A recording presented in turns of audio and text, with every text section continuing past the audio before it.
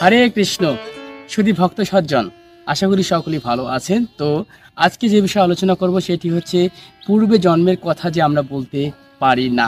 আমাদের ভগবত গীতা কিন্তু স্পষ্টভাবে বলেছেন। তার কারণ ভগবান ভগবত গীতার ৪র্থ অধ্যায়ের ৫ নম্বর শ্লোকে বলছেন, বহুনিমি ব্যতীতানি জন্মানি তবচার্জুন তন্নাহম বেদ সর্বাণী যথাং বেতু পরন্তপ। হে পরন্তপ অর্জুন, তোমার আমার বহুবার জন্ম হয়েছে, কিন্তু তুমি সেই সমস্ত জন্মের কথা বলতে পারো না। দেখুন, ভগবান কিন্তু ভগবত গীতায় আমাদেরকে স্পষ্টভাবে অর্জুনের মাধ্যমে বুঝিয়েছেন, দেখো অর্জুন, তোমার আমার বহুবার জন্ম হয়েছে, তুমি সেই সমস্ত জন্মের কথা বলতে পারো না। তার কারণ ভগবান হচ্ছে সর্বেশ্বর, সবকিছু জানেন। তাই অবশ্যই আমাদের উচিত ভগবানের কাছে আত্মসমর্পণ করা। ভগবানের কাছে আত্মসমর্পণ করলে আমরা মৃত্যুর পর পরকালে দিব্যানন্দে চিতানন্দে ভগবত আলয়ে বসবাস করতে পারবো। আর যদি আপনি ভগবানের কাছে আত্মসমর্পণ না করেন, ভগবানকে না ডাকেন, ভগবানের পথে না চলেন, তাহলে আপনি কি মৃত্যুর পর ভগবানের কাছে যেতে পারতেছেন না। তাই অবশ্যই ভগবানের কাছে যেতে গেলে, ভগবানকে পেতে গেলে অবশ্যই ভগবানের কাছে আপনাকে আত্মসমর্পণ করতে হবে।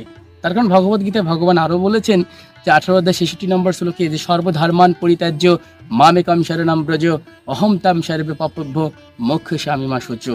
তুমি সমস্ত ধর্ম পরিত্যাগ করে আমার শরণাগত হও, আমি তোমাকে সমস্ত পাপ থেকে মুক্ত করে দেব। ভগবান ভগবত গীতায় অনেক প্রতিশ্রুতি দিয়েছেন। আমি বলতে চাই, যে সমস্ত হিন্দুরা এখনো শ্রীমদ্ ভগবত গীতা পড়েনি, অবশ্যই শ্রীমদ্ ভগবত গীতা পড়ুন, নিজেদের জ্ঞানকে উদয় করুন। তার কারণ যদি আপনি শ্রীমদ্ ভগবত গীতা না পড়েন, আপনি অনেক কিছু জানতে পারবেন না। আর আপনি যদি শ্রীমদ্ ভগবত গীতা পড়েন, তাহলে আপনার দেহকে আপনি উপলব্ধি করতে পারছেন, আত্মাকে উপলব্ধি করতে পারছেন, আপনি কি তাও জানতে পারতেছেন। এবং আপনি যদি শ্রীমদ্ ভগবত গীতা সম্পর্কে জানেন, তাহলে আপনি অন্য একজনকে শেখাতে পারবেন।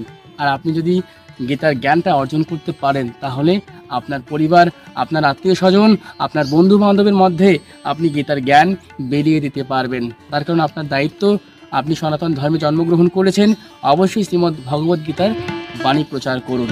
তাহা না হলে আপনার মানব জীবন বৃথা বৃথা বৃথা। তাই হে সনাতনী, গীতা পড়ুন, অবশ্যই নিজেদের মানব জীবনকে ধন্য করুন। ভালো থাকবেন, সুস্থ থাকবেন। হরি বল।